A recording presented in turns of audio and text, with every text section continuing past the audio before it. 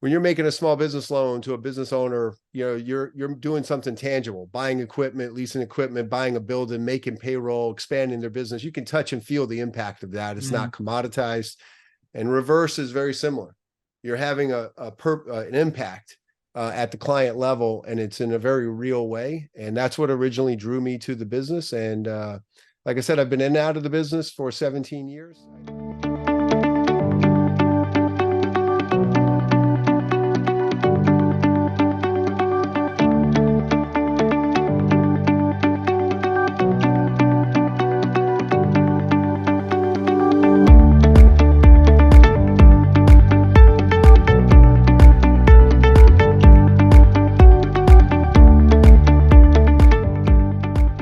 Hey, this is Matt Helton with OneTrust Home Loans and the Serving Senior Podcast.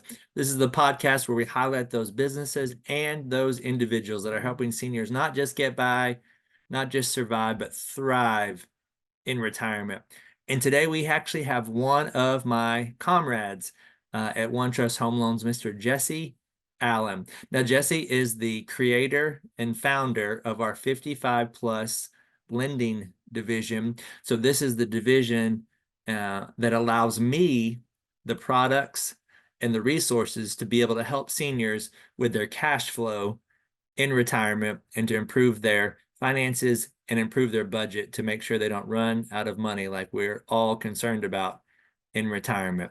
So Jesse, thank you so much for being here. Thank you for all you do. Looking forward to visiting with you. Jesse, how are you doing today? I'm doing great, Matt. Looking forward to the visit. Thank you for the invitation. You're so welcome, Jesse. Thank you for being here. Now, Jesse, I know some background on you, but not everybody does. So maybe please share some story that how you got to where you are today, where you're from. Maybe give us the real deal if you could. Yeah, okay. And I'll try to keep that brief. So first of all, my role. So I'm the president of our 55 and up active adult mortgage lending division here at OneTrust. 35 plus years in financial services, 20 of that as a banker. Started my career as a teller. Going when you were 12, right? Started at 12? Yeah. Can't be that old. I wish. That's all awesome. These kids keep me looking young, man. So, oh, wow. And then did spent a number of years in consumer and business banking. Okay. And then about 17 years ago, I exited the glamorous world of consumer banking and got into mortgage lending. And my first role in mortgage end to end was reverse mortgages. Joined and helped build out what became the Bank of America reverse mortgage platform, ultimately ran that. And we grew that from scratch to one of the largest platforms in reverse mortgages ever to exist. And then we ran that until past the financial crisis, when all of the bigger banks, including our business at B of A, we all exited the business. Okay. So that's my professional career. I grew up right outside of New Orleans. Had family in New York, so I'm a New Orleans, New York, and now for the last 18 years, I've been out in Southern California. That's awesome. Hey, settle the score for us. Who's got better food, New Orleans or New York? Oh, New Orleans, hands down, I will say, but that's just because New Orleans is great. New York is solid as well. So, and they both beat California. I know if you have Southern California people listening to this, they won't be happy with that, but that's hard to argue. That's my opinion anyway. That's okay. They're all leaving California anyway, so it doesn't matter. Oh, that's awesome. Well, it's a great story. Where'd you go to college? Yeah, I did a couple of years down in South Louisiana, LSU. And then I found out the hard way that I wasn't cut out for full-time school. Okay. So I moved to New York, had a buddy there, got a job as a teller in a bank. Back then, the banks would pay for tuition. Nice. And I started going to school at night. So I graduated my undergrad, Pace University, out of New York. And then here recently, I finished my master's with UCLA in 22. Good for you, man. That's awesome. What a story. And let me guess, you'd been dreaming your whole life to get into mortgages, right? I did. I mean, just like I used to say when I was in school and working as a banker, managing branches, people used to ask, "What are you doing?" I said, "Well, I'm really a student. I moonlight as a banker. I couldn't wait to get out of banking." But it's great. You get to mix and mingle and with a lot of business owners. It's financial services has been great to me. And, I was selling loans in 1989. I didn't know what I was doing, but I did the front end of mortgages for a while as a banker on the sales side. But I think there's nothing like mortgage lending. I always love small business lending and mortgage lending because that's activity with a purpose. You're making an impact. That's the thing that struck me about reverse in a really big way. It's very similar in my mind to small business lending, and not to take anything away from the other products and services that financial services companies offer, but when you're making a small business loan to a business owner, you're doing something tangible, buying equipment, leasing equipment, buying a building, making payroll, expanding their business. You can touch and feel the impact of that. It's not commoditized. And reverse is very similar. You're having an impact at the client level, and it's in a very real way. And that's what originally drew me to the business. And like I said, I've been in and out of the business for 17 years. I left for a while when we exited the B of A business. Okay. For about 6 years, I stayed at Bank of America in the traditional mortgage business. I did a bunch of stuff, including deploying Dodd-Frank regulations. And Oh, wow. I didn't write them. I just had to deploy them. Okay. And so I love mortgage lending. And I like to say you couldn't get me back into banking. That's awesome. Well, maybe you could share with us, Jesse, some of your superpowers. Maybe break it into two, like maybe some of your superpowers that helped you when you were dealing with the consumer individually. Now, as far as a leader, trainer, maybe some of your powers now that help you build a team that really focused on serving seniors. Yeah, that's a great question. For me, I think hard work is my number one superpower. I tend to, I've had a strategy that I organically learned coming out of a blue collar background in Louisiana, where you work hard, and I've been blessed. I just carry that with me naturally. So I don't take credit for it, but I do think in reflection, that work ethic and being able to just really outwork people, had a lot to do with it. And I think, I grew up in a warm-hearted family. So that servant mentality, whether it's your consumers, your business partners, your team, and really just willing to roll your sleeves up, jump in, and try to be smart about what you're working on, right? Keep things simple, and really be committed to the people that are around you and work your tail off to try to have an impact on the team. So I think that's the number one thing. And then I've gained some wisdom with my years, and made a lot of mistakes, and you try to be a good student of your mistakes and apply and be intentional about applying that. So I think, and then a sense of, I think, urgency, passion for what you're doing. That's great. So passion and work ethic is probably the two that I would lead with. That's pretty awesome. Well, Jesse, maybe you could break down some specific examples of how maybe your passion and work ethic has led to some really good success stories with either helping businesses that serve seniors, or also maybe some specific stories of either you or some of your team members that's helped seniors, really have a better retirement based on what you do in the lending world. Yeah, that's a good question. So I'll answer that by telling a quick story, and I'll give you and we'll talk a little bit about the reverse product as we tell the story, because I think it'll come through. Okay. It'll come through that way. People always ask, especially when I was getting back into the business after being away for 6 years, like, what is a reverse mortgage? Why are you doing this? Well, tell me about why you're making this move, why you're getting back in. And a part of that answer I always give is, well, there's a lot of things that that the product has in common with any other mortgage, right? It's a lien on the home. You have your third-party cost. The borrower continues to own the home. It has to eventually be paid off. You have to pay your taxes and insurance. Like, there are a lot of things that any of us have had a mortgage. A reverse mortgage is the same, including, a standard FHA or a VA loan that have, with FHA, a mortgage insurance premium, VA, you have a funding fee. Reverse has a mortgage insurance premium for FHA. So you have a lot of things that are the same, right? But to get to your question, the second part of that answer is always about what's different. And that is the the client piece. There's always a human story. And I talked about a little bit about this as I compared it to small business. There's always a human story. And that's where I think people who are in this business get their passion from. Okay. And I'll describe a little bit about the product, but also by way of example. So I'll tell this story. This was probably Q4 of 19. So right before COVID hit. I was back in reverse for about 2 years, and I got a call from my mom. Actually, I got 2 calls back. My mom lives a couple of hours away from me in Southern California. Okay. I got, it was the double phone call. She called me. I hit ignore because I was in a meeting. And then for me, my code is if they call twice back to back, either my kids, my mom, I'll answer the second time. And so she called again. I'm like, oh man. So I answer the call, and she's like, hey, what are you doing? A casual conversation. I said, Ma, you just called me back to back. Like I'm talking to you. What is going on? She goes, well, I have a friend of mine. So a good friend of hers, I'll call Susan. So my mom's a critical care nurse. So spent her entire career saving lives, critical care, intense. And her dear friend that's known me most of my life, who's also a critical care nurse, Okay.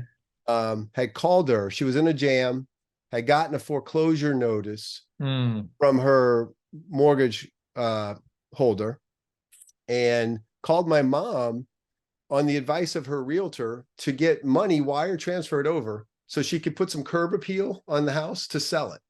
Now, she was back in Louisiana. Okay. So my mom's talking to the teller, Matt, as she's doing the wire transfer, and those things go, and the teller goes, oh, well, you should have your friend talk to someone who does reverse mortgages. So the teller had been around, knew about the product in one of the prior banks that had done reverse.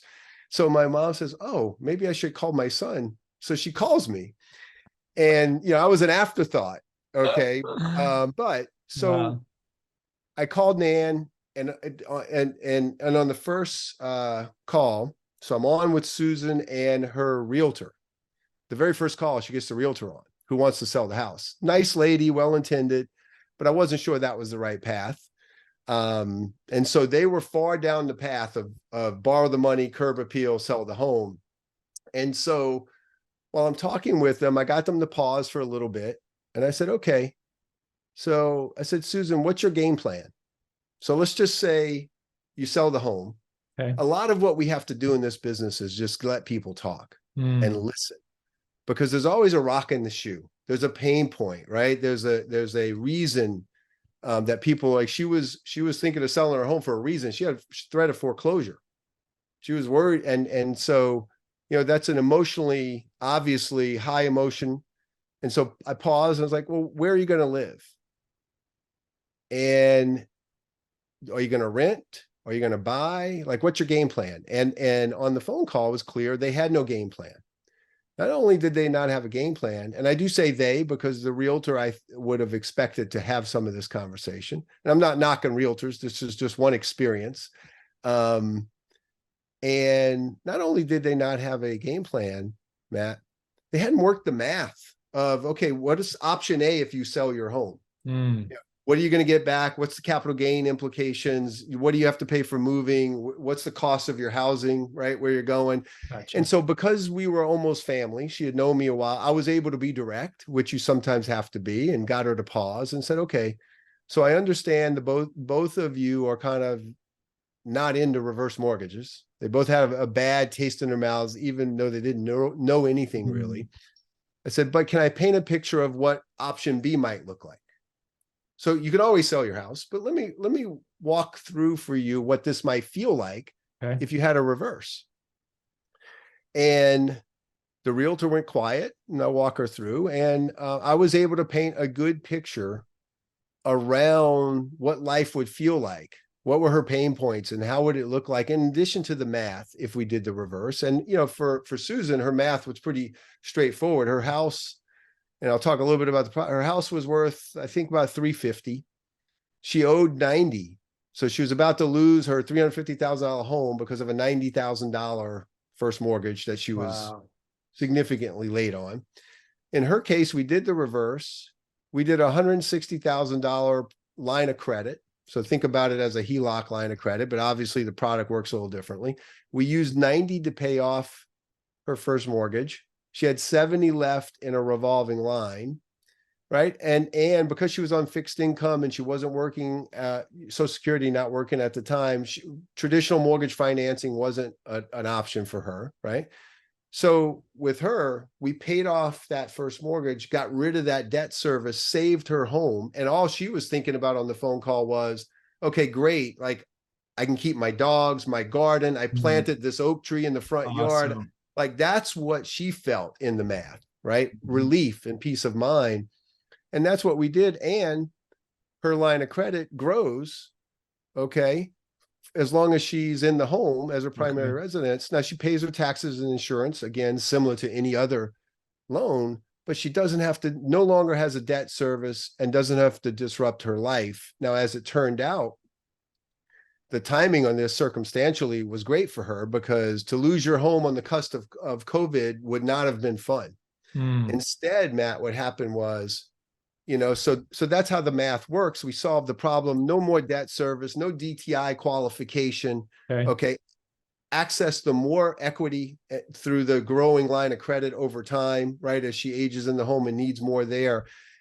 But the human side of it is even better. So this was in November of 19, we closed the loan. So for Christmas that year, I get text messages from Susan with her Christmas tree, the dogs in the Christmas tree. And in the message, and this is not uncommon in this business, this is the first Christmas I've celebrated in my house for 10 years.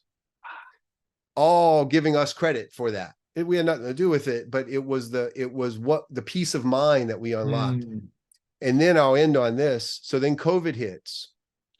Now she's a friend of the family. Okay. So there's ongoing communication. And in Q1, I get more pictures from her. And it's her outside of the hospital with her coworker. She had gone back to work because she had peace of mind. So she had started to go back to work. She's on the front lines of COVID, saving lives. And she's sending me pictures of her and her troops outside of the hospital, working through all of the things that first responders and nurses had to work through during COVID.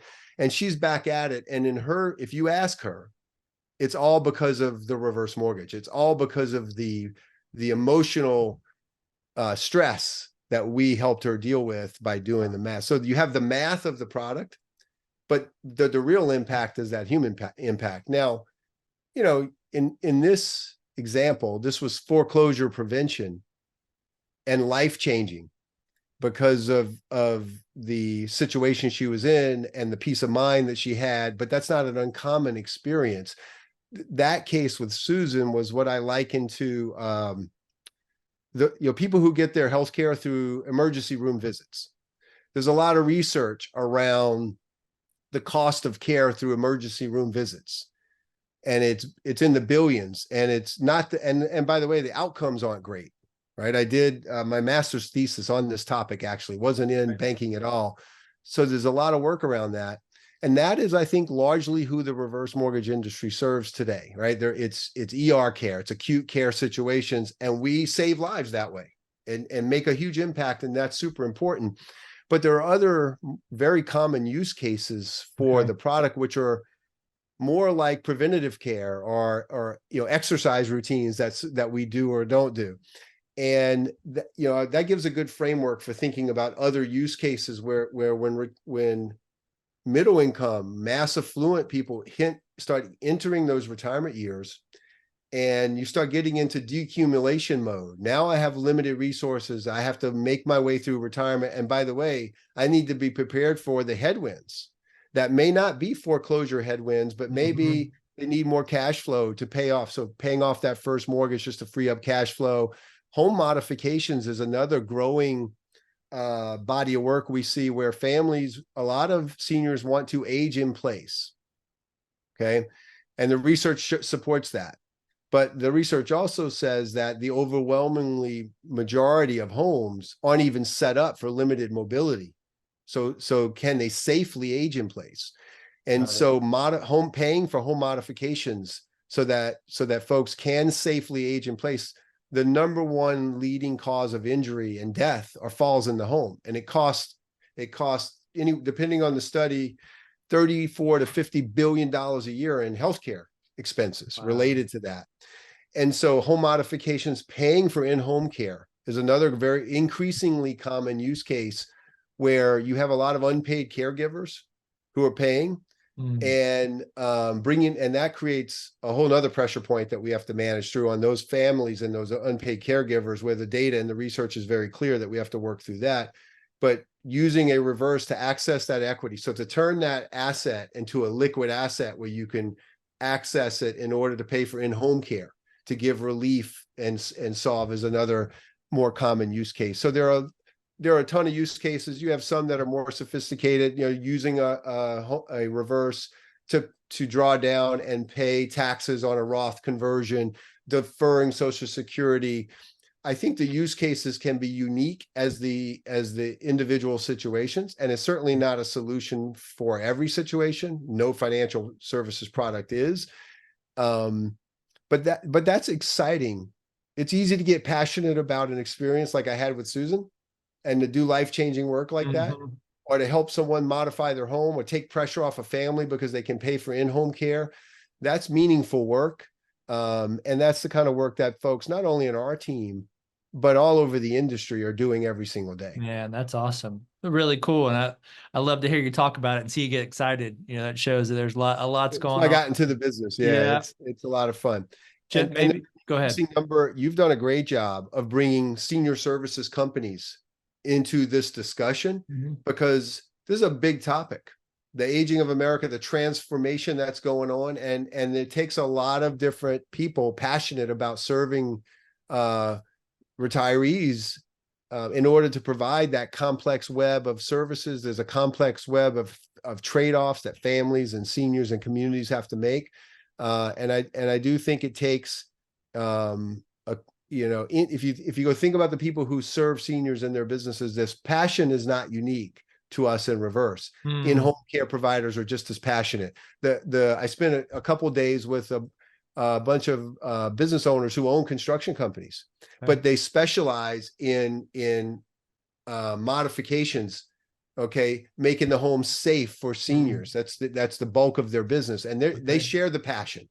And so that's what's exciting about this space is, there's a huge demand. It's a life impact on families, individuals, communities, and you have a lot of passion from the folks engaged in this business around really doing meaningful work and making a real difference in the work that they do. That's fantastic.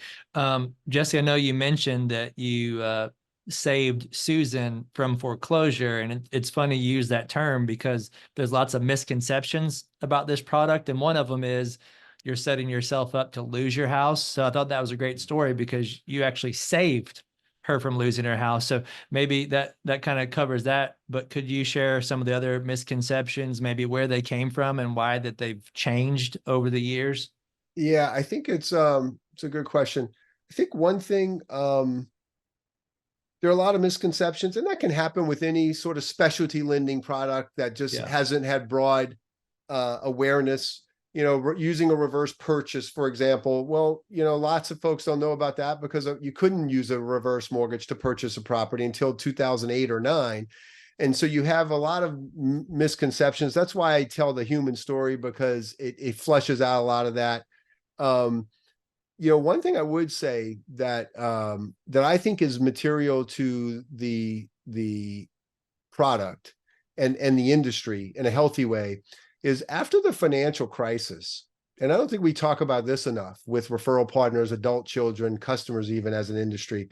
One of the reasons I was comfortable getting back in and excited to get back into the space was after the financial crisis, not unlike the traditional mortgage space, there were a lot of consumer safeguards, regulatory changes that went into effect that completely, I think mature, and completely is a strong word, de-risked the product, matured the product, made the product more scalable and applicable in a broader way. For example, the underwriting for the customer's willingness and ability to pay their taxes and insurance. That didn't exist prior to the financial crisis. That's huge. It sounds like common sense now when we say it, but it didn't always exist. Protections for the non-borrowing spouse, the set-asides, being able to set aside some of the equity to pay future taxes and insurance, similar to escrows or impounds on traditional mortgage. caps on origination fees, lowering of the margin. So when you think about the biggest thing I can say is that the consumer safeguards that went into effect after the 2008 financial crisis, very similar to strengthening the credit buy box in traditional mortgage, strengthened the program and gave more protections on the program for seniors, their families, their estate, lenders. And I think that's often overlooked. And when you get into the common myths, it's like, that's why I talk about how is it the same as any other mortgage? Oh, I don't have title to the house. There are a lot of myths. Those just simply, it's not true with any mortgage. It's also not true that it's not a loan. Yeah, absolutely. It's a mortgage like any other mortgage. And I had this discussion with Susan and my mom before she would even put me on the phone with Susan. It's like, hey, there's no freebie. This loan has to be paid off. Right now, if Susan lives into her house until she's 105, which was the question she asked me, I never have to make a payment. What if I live to 105? Right. That's that Louisiana food is good for you. Right. And I said, Susan, you live to 105. You have to pay your taxes and insurance and you have to maintain your home. Now, let's be clear about that. But you do not have to make any debt service payments, no principal and interest. Okay. That's an unbelievable feature for folks. And the fact that your line of credit, what we call the principal limit, the line of credit, the available loan that you can get out of a reverse grows over time. And that's built on the assumption that as folks age and their home values go up, they'll need more access to equity, more liquidity. That's completely the opposite of I think about a traditional HELOC. Well, you have if you're 65 and you take a HELOC out by 75, you have to figure something out. Hopefully you're still working, you have income, you can still qualify.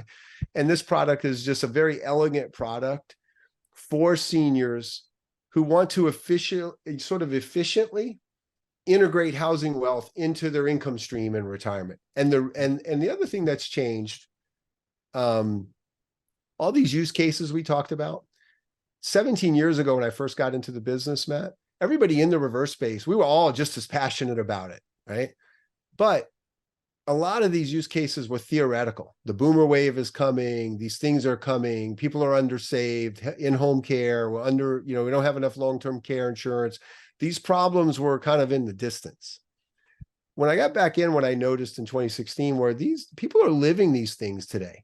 So when you talk about these use cases, they resonate for families and adult children and seniors. We're all navigating through different flavors of these things.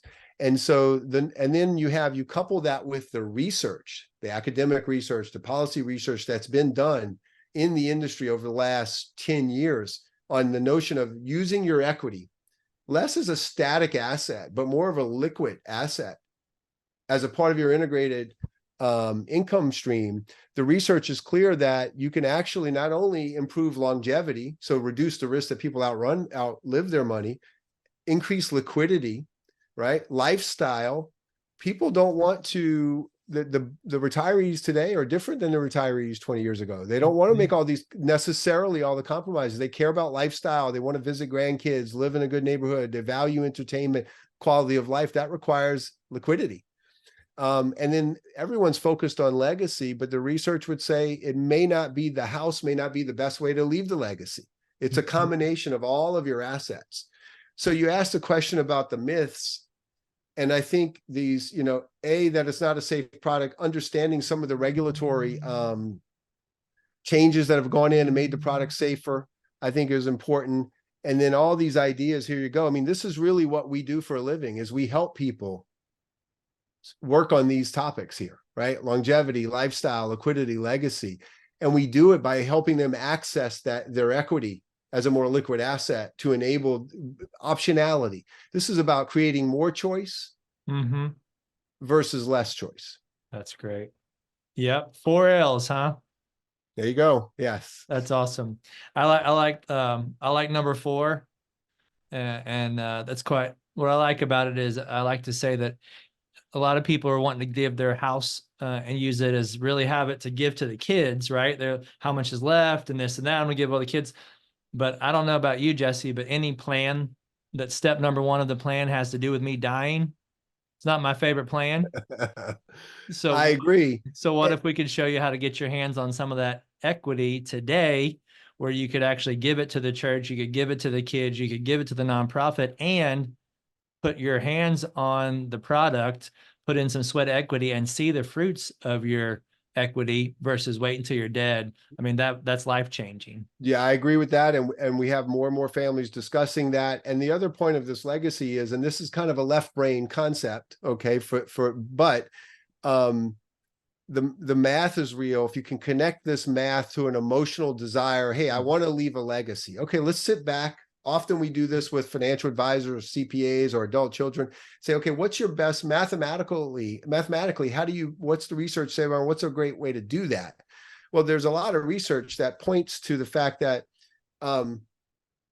it may not be using your equity as the last asset. So drawing down all of your liquid savings first, and then drawing your equity last as a last resort, mathematically may not create the biggest estate. In fact, the math and the research shows the opposite, that if you integrate, and this year I may draw down from my reverse mortgage line of credit because I don't want to touch my retirement assets or my assets under management, or maybe the market's down, which is not right now, but maybe it's down this year. And why draw down my cash flow from there when I have a lower cost of funds off of my line of credit, which it's a loan, so it's tax-free income.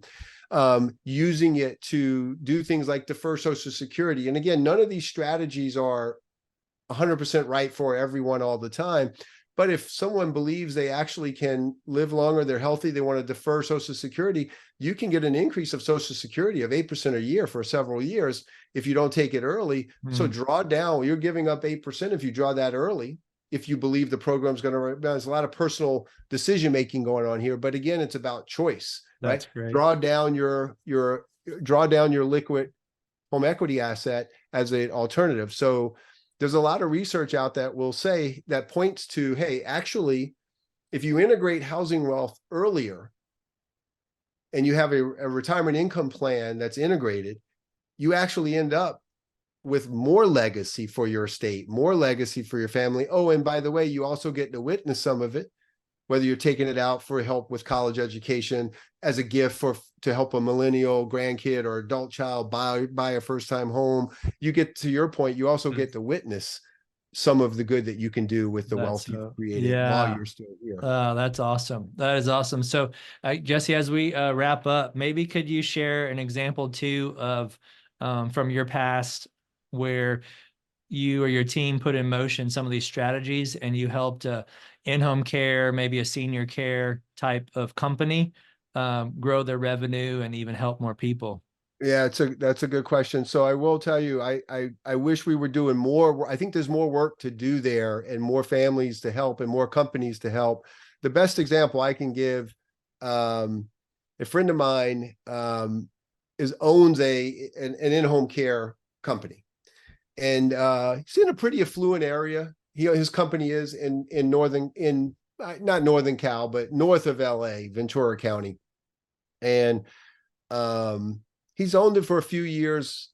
And I was talking with him about, hey, how can we work together? How can we help? And what can we do more of? And we were thinking about what opportunities do you have? And he goes, oh, most of my clients have money. I don't really lose a lot of clients because they don't have access to funds. And I was like, okay, well, walk me through any pressure points. Who are your most profitable clients? So we were talking B2B here, right? And he said, my most profitable clients are the ones that unfortunately need 20, care around the clock, 24/7, 7 days a week. And obviously that's, the most billable hours, and we do great work. And it's also, the most profitable client. And I was like, well, what percentage of your book is that? And he goes, oh, it's about 15%. I said, what percentage of your book, your client base, your book should that be? And he said, it's interesting. Now he had just owned this business for about 2.5 years. And he said, we think there are another 5 to 10% of our customers, patients, seniors, that need more care than they're getting, but they can't afford it. I said, okay, well, what if we could unlock buying power for you? It's very similar to the work we do with realtors. How do you unlock purchasing power, especially in this kind of market where affordability is a problem? And it was his light bulb went off, and he thought, oh, I want to get together a list of those clients And if we can talk about possibly unlocking their buying power for something they definitely needed. They had unpaid caregivers in the home. A week later, I had a referral from him, and it was an adult. It was an adult child who was the person supplementing. Okay, and she was an attorney, and it was very difficult to balance this. So mom needed more care, but they didn't understand how to pay for it, or wanted optionality or a choice around how do you pay for it, right? And I think that's the best example I can give, because I personally lived it, and my friend owns the company.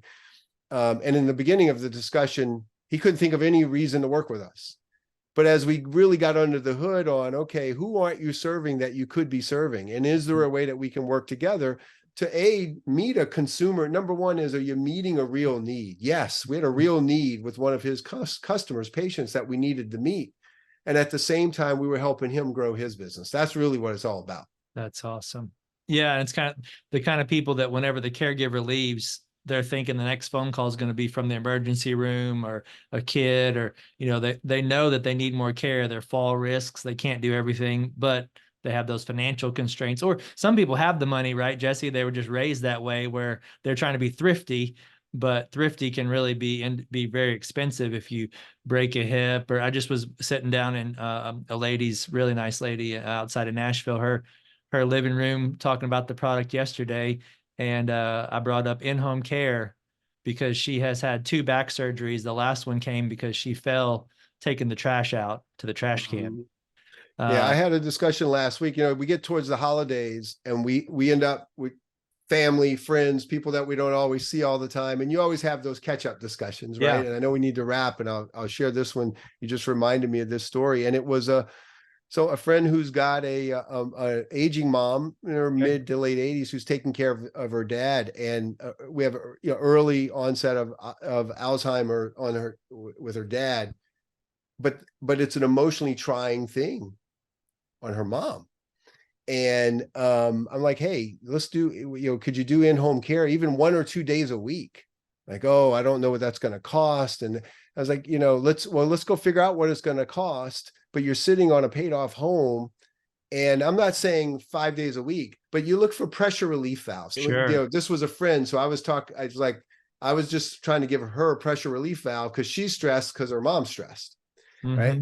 And, so now she left the conversation thinking about, hey, you know what, maybe that is like, maybe I need to go understand, is that a choice? It's about empowering choice, right? And educating, informing folks around the optionality that exists around how do you leverage. Seniors have $13 trillion worth of housing wealth today. Wow. So how do you leverage that $13 trillion as a family, as a senior, as a community, to solve real problems and take pressure off of people, right? That pressure relief valve is how I described it for her. And I think that's really largely a lot of the work that we're doing, and a lot of the work that senior services businesses are doing. Man, that's awesome. Yeah, I think if we boil it down and simplify it, right, what we do is give people peace of mind, because there's a lot of stress when it comes to money and finances, etc. I think our challenge is that a lot of the people haven't done as well as they should have saving money, and their badge of honor is they paid their house off, or they've got a lot of equity. That's their badge of honor, and it's almost this shameful, right? Like, I'd never borrow against my house. Like, I've worked my whole life. The one thing I've done financially is paying it off, right? Now I'm going the other way and I'm using against it. I think the part that's our challenge, right? But I mean, we see it every day. People are deciding. We just had a story the other day where it was a veteran. He was only eating every 3rd day because he couldn't afford 3 meals a day for him, his wife, and the medicine. So he was choosing 1 meal every 3rd day so he could have his wife the medicine so she would be comfortable. But he had a paid off house. And he had this stick, like, I couldn't borrow my house, those kind of things. So I think a lot of what we do is, like you mentioned earlier, the softer emotional side of letting people know, hey, you don't have to bat 1,000, right? Maybe you didn't do good on the 401k, maybe you didn't do good on the savings, but you made a good purchase, you made all your payments, and the market was good to you. Your portfolio is better than you think. Let's use this part of it because it's tax efficient and it's okay, right? It's not a bad thing to use it. I think that's a big part of this business, which is why those of us in the business love it, because it's about people, not product. Now we Right. have an elegant product that unlocks a lot of benefit for folks in many cases, but it's really about the people.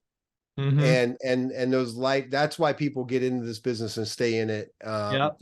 And I think those stories you just told are great examples of that. And a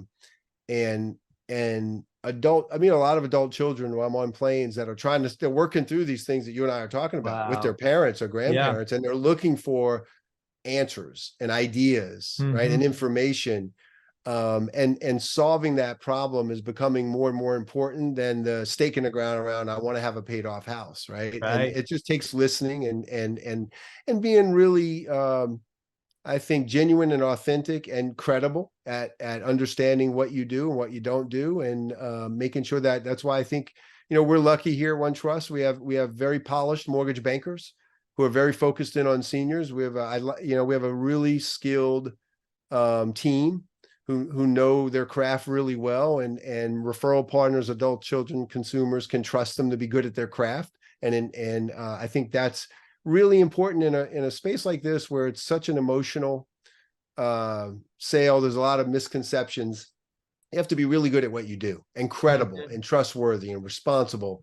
And I think we have a great I think a great situation here because we've built that kind of team and that kind of culture, and it's client first. And I think that's what people look for, because you need to trust, right? There's a lot going on here when you do a transaction like this, and you need to trust the people that you're doing business with. Yep. And that's true of all of us, but I think it's especially true with seniors. And that's why you have third-party counseling in this business, Mm. to give an objective pair of eyes.